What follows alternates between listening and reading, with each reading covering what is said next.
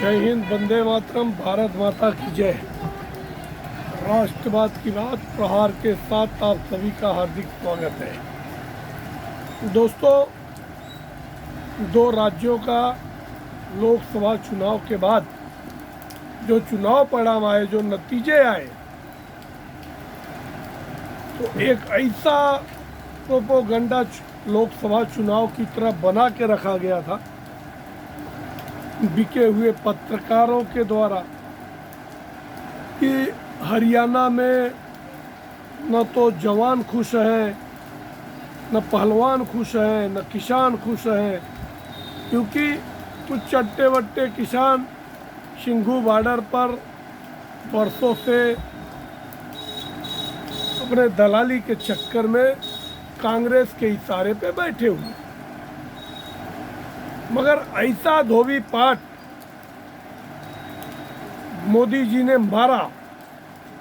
उन्होंने सबसे पहले स्टार प्रचारक के रूप में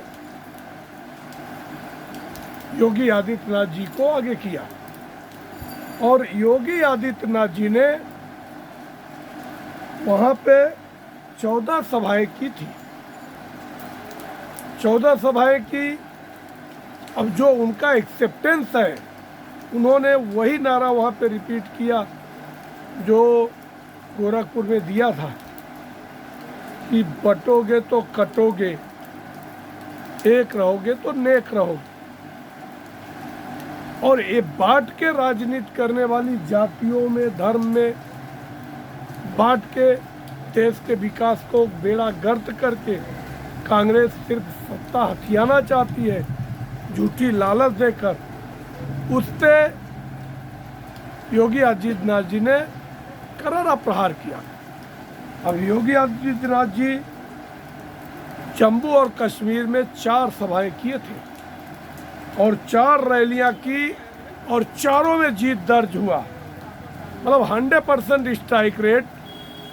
अगर मोदी जी के बाद किसी का रहता है तो स्टार प्रचारक के रूप में योगी आदित्यनाथ जी आ रहे हैं।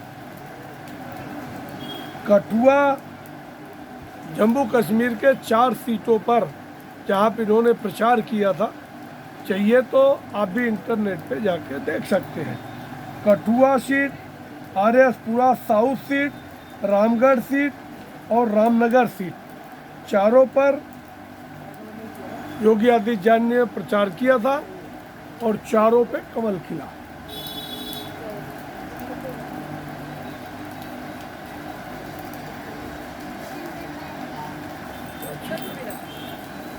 बीजेपी वहाँ पर सबसे बड़ी पार्टी बन के उभरी 25% मत के साथ, 25.60। और दूसरी पार्टी बनी, उनकी 29 सीटें। और नेशनल कॉन्फ्रेंस को बीजेपी से कम मत प्रतिशत मिला है, 23.47। मगर कांग्रेस के साथ गठबंधन की वजह से उनको 42 सीटें मिली और कांग्रेस को 22% वोट मिला, उनको 6 सीटें मिली। और हरियाणा में 14 सीटों पर प्रचार किया, जिसमें 9 सीटों पर बीजेपी को जीत मिली। एंटी इनकम्बेंसी 10 साल की होने के बावजूद अगर प्रचंड बहुमत की सरकार तीसरी बार भी अगर बीजेपी को मिली, उसमें सीएम योगी आदित्यनाथ का बहुत बड़ा योगदान है। तो किन किन सीटों पर उन्होंने प्रचार किया था, उनमें से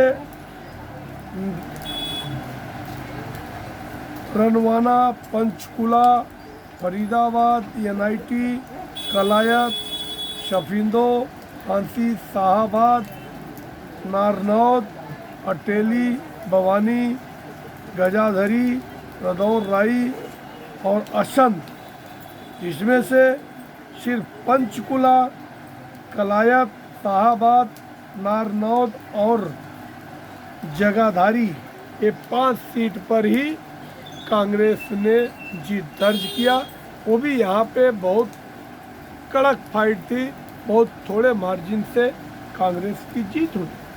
तो ये जो बीजेपी की रणनीति है कि धीरे धीरे उनको राष्ट्रीय राजनीति में योगी आदित्यनाथ जी को लाया जा रहा है।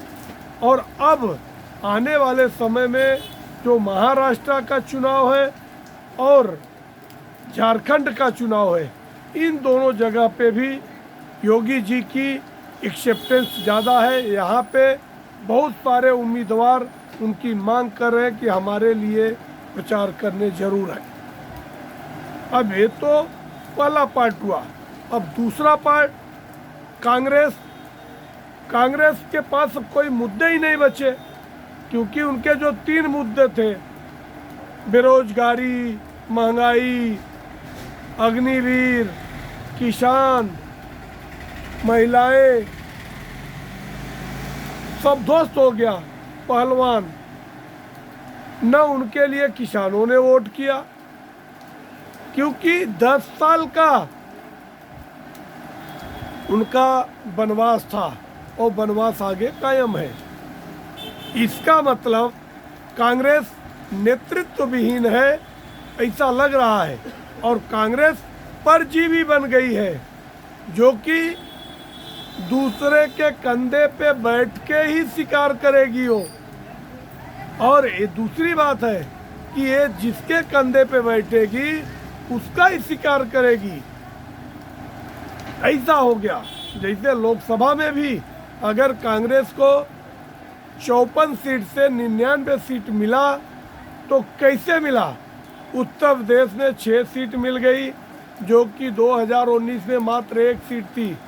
6 सीट इनको मिली तो समाजवादी पार्टी के अस्तित्व के वजह से मिल गई।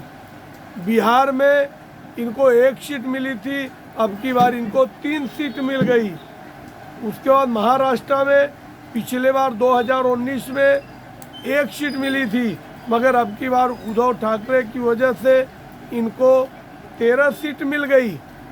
तो इन सीटों की वजह से इनकी दुकान चल रही है।